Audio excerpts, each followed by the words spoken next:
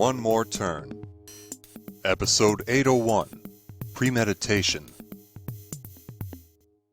Make it up to you, Reese. You're my campaign manager.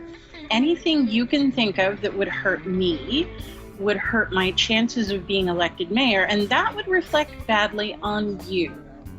Then there's also the matter of our being business partners. Absolute statements are absolutely problematic, Avery. I thought you knew this. What's that supposed to mean? I can think of something that wouldn't hurt your chances of being elected mayor, but would hurt you. Dump Hudson. Reese, you've made the assumption that Avery cares about this Hudson fellow. As I reminded her before you brought yourself into this conversation, she helps herself to man after man in the hopes that they will live up to her expectations. Then again, perhaps she reasons they will not, so as to not expect to form an attachment to them. Perhaps it's how you rejected her friendship that led her becoming that way, Jacob. If you truly believed that, then you should know what you demand would not faze Avery in the slightest. Avery regards her relationship with Hudson differently than any other. She had Caden taken away from her, and Hudson's as close as Avery can get to him anymore. You had Caden taken away from you too, but you haven't sought out Hudson in turn. The only connection I still have to Hudson is that we are biological cousins. This cannot change, but your connection to him can. And will, if you know what's best for you. Oh, and what's that?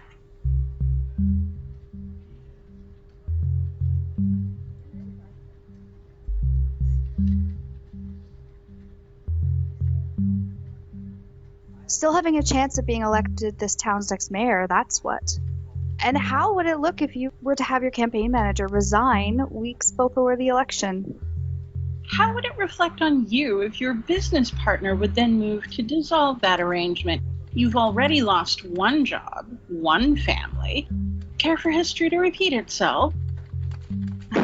Are you implying that you're the closest thing I have left to family?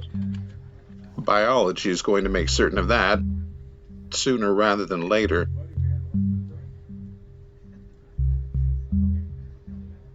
Tell me, assure me, Avery, that you're not pregnant with Hudson's child?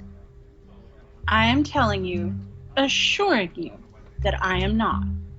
Now tell her, assure her, that is also true with respect to Caden.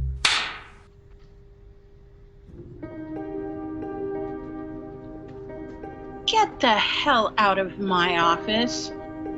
Better yet, get the hell out of my life. For good.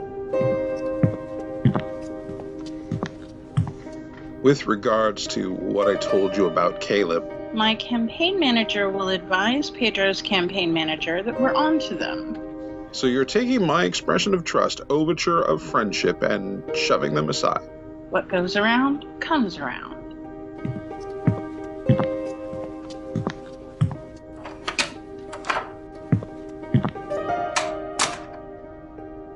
Before you ask, Before you tell.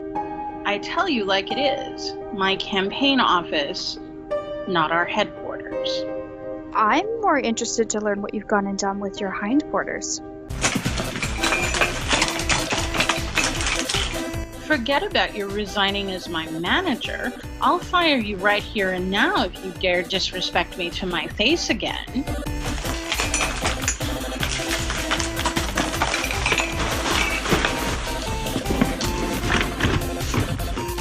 One has to first have respect to have it then called into question. Clearly I was wrong about one thing. You're no townie. You're a phony from this city.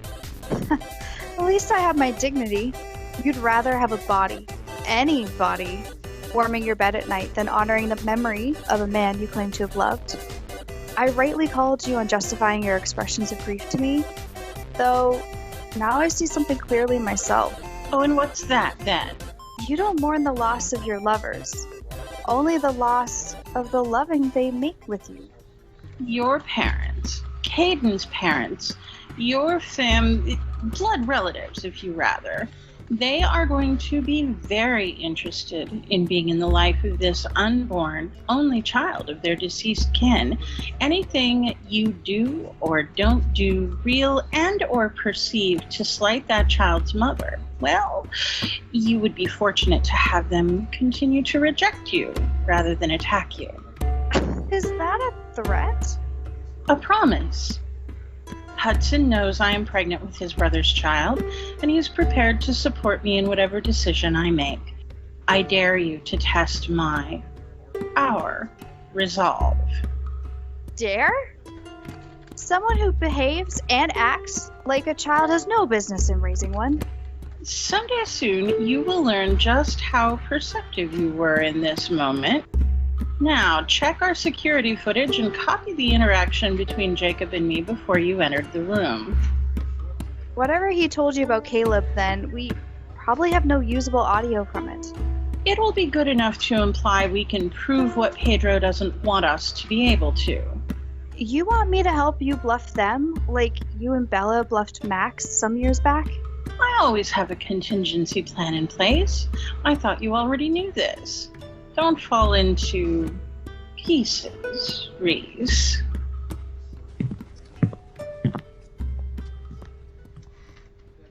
Iris, call Bella. Avery?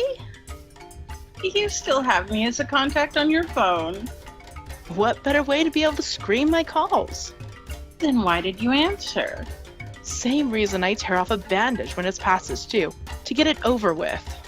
I need a lawyer who will use the utmost discretion when the price is right. At, best, I would categorize our relationship as adversarial, so...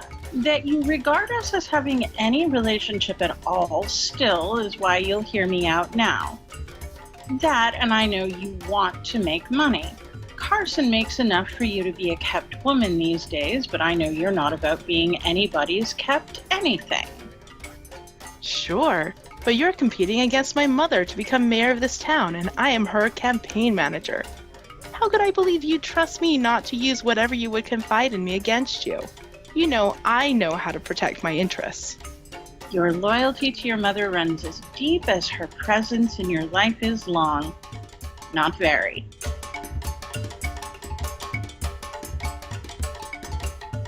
That's not enough for me to figure out how to put up with you.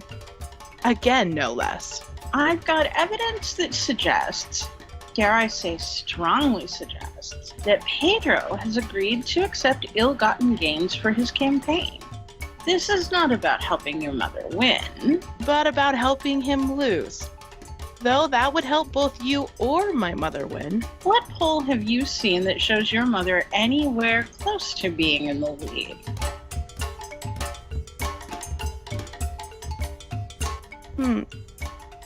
Okay, I'll bite.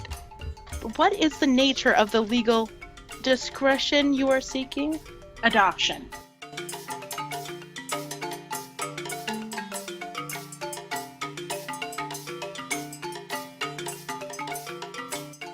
One More Turn. Written and created by Daniel Dan Q. Quick. Edited by Dark Cloud. Directed and produced by Daniel Dan Q. Quick. Characters in order of appearance. Avery, voiced by Jennifer Lund. Reese, voiced by Alia Kalina Rades. Jacob, voiced by Jordan Lund. Bella, voiced by Annalie Cardamandua Barney.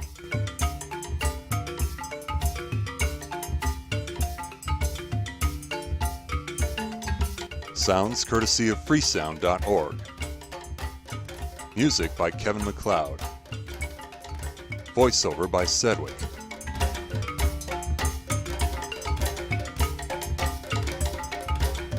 Visit the One More Turn website at onemoreturn.net. Copyright Civilized Communication at civcom.net.